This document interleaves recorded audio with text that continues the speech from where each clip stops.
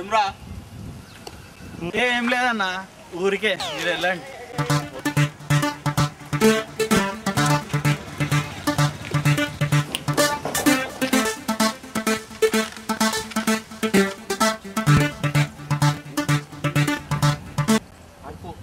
ఏ పప్పు సరిదా వెళ్దాం.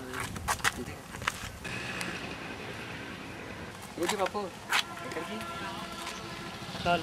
నాయుడు గారు మన చేపల చెరువులో నుండి 4 చేపలు తీసాడు. వెళ్ళి కూర అడుగొద్దామని. ఇప్పుడు ఎందుకు మనం అనుకుందాంలే. వాళ్ళు 5 కూడా చేశారంట. ఏరా గుడి ఎందుకు? ఇప్పుడే వాళ్ళకి వెళ్ళి చెప్పేసి వస్తాం. బాగుంటుంది.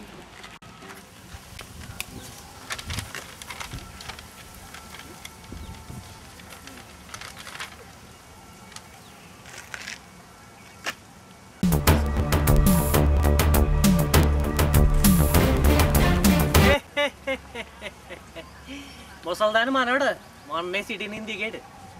కుర్రాడు బాగా ముదురుగా ఉన్నాడు. సిటీ కుర్రాడు కదా, అలాగే ఉంటాడు. నాయుడు గారు మీరు చేసేది తప్పు. తెలుసయ్యా, ఏం చేస్తాం? పూర్వం పెట్టి కాల్చేవాడిని, ఇప్పుడు ముసలోండి అయిపోయాను కదా, కాల్చలేకపోతున్నాను. నేను మాట్లాడేది నీ చుట్టూ గురించి కాదు. కొంప తీసా 4 చేపల గురించా? చూడు బాబు, మీ మామ ఇప్పుడు ఎస్ఐ దగ్గరికి వెళ్ళింది, కానీ నేను రాత్రి ఎస్ఐకి కూర పంపించాను. ఇప్పుడు ఆడు వస్తాడు, నెక్స్ట్ ఏ క్యాంట్ ఇస్తాడు. ఆడు తెచ్చిన కూర నాకు ఇస్తాడు. అది చూసి ఆటోమేటిక్గా మీ మామకు నోరు, కాబట్టి నీకు కూడా వరదు. వెళ్ళు బాబు ఇంటికి. ఎంఆర్ఓ గారు మీరేం చేయలేరా? సిటీ కుర్రాడు కదా, కొంత చేదత్వం ఎక్కువ ఉంటుంది. అకార్డింగ్ గివెన్ ఇన్ చేపల చెరువు ప్రకారం ఈ చేపలన్నీ నాయుడు గారికి చెందుతాయి. అంటే ఈ విషయంలో మీరేం చేయలేరా?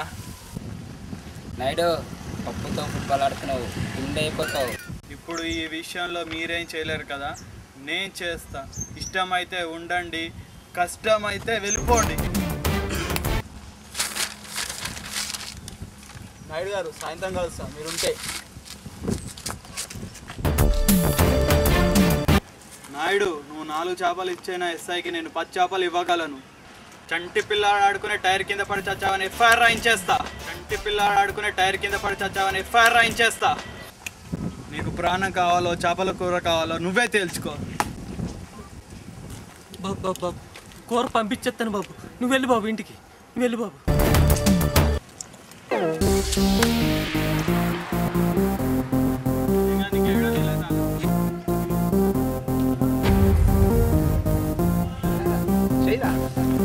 ఏం లేదన్నా, కూర అడిగేసి వస్తాను.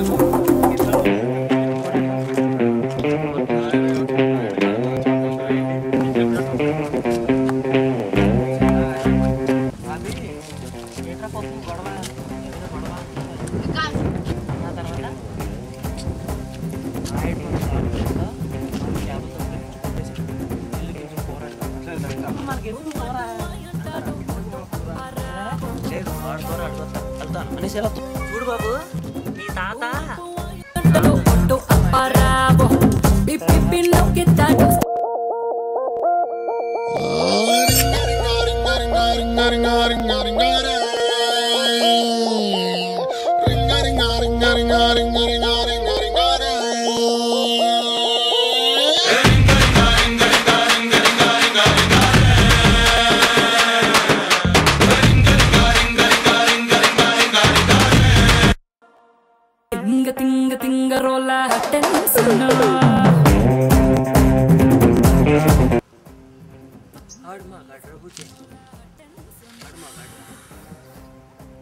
నిన్న నుంచి దుబ్బేస్తున్నాడు మగాడని. ఆడు మగాడైతే మాడగలమా?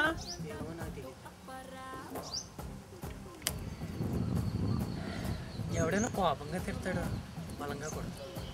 ఈడేటర్ చాలా బద్ధకంగా కొట్టాడు, ఏదో ఒక దడి కడుతున్నట్టు, పేడ పిసికి గోడకి పేడ కొట్టినట్టు.